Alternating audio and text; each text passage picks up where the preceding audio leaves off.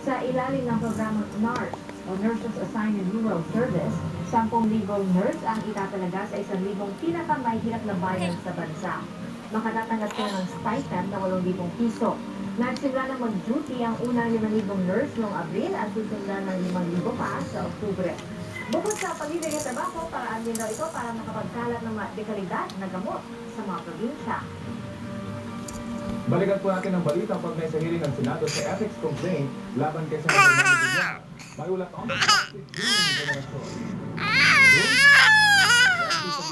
boto ng 12 senador ay tutuloy na sa formal na paglilitis ang reklamo laban kay Senador Manuel Villar kaugnay ng walay double insertion para sa C5 Extension Project. I vote yes, Mr. Chairman.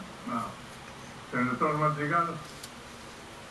I vote yes and I shall explain it. I vote yes kasi kailangan panindigan ko yung complaint na sinampa ko at papanindigan ko yung ebidensya dito. Lahat ng dumating sa hearing ng Senate Committee of the Whole ay bumoto ng yes dahil may nakita ang Rosilang Powell Cost laban kay Senador Villar. Ibig sabihin ay nauuli na sa file o paglilitis ang reklamo kay Villar ng double insertion sa C5 Extension Project na mga tinabang daw ay ang kanyang mga ari-arian at property development. Sa labing-dalawang bumoto, 4 ay tinuturing na presidential vote gaya ni Villar, sina Senador Omar Rojas, Tim Lacson, Richard Gordon at Loren Legata. Kahit na may political color na pumapasok dito, kailangan obligasyon natin bilang mga senador na harapin itong kaso na ito at tapusin at kung wala siyang kasalanan kung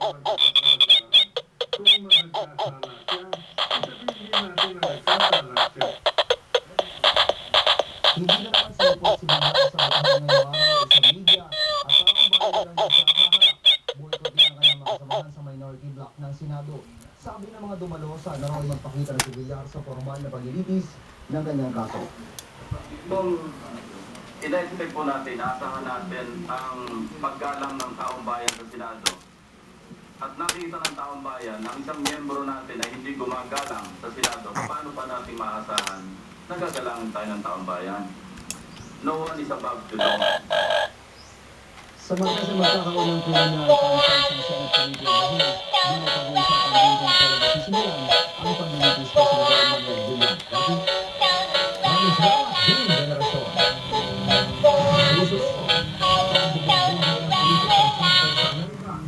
Huling-huli sa video. Consul General ng Pilipinas.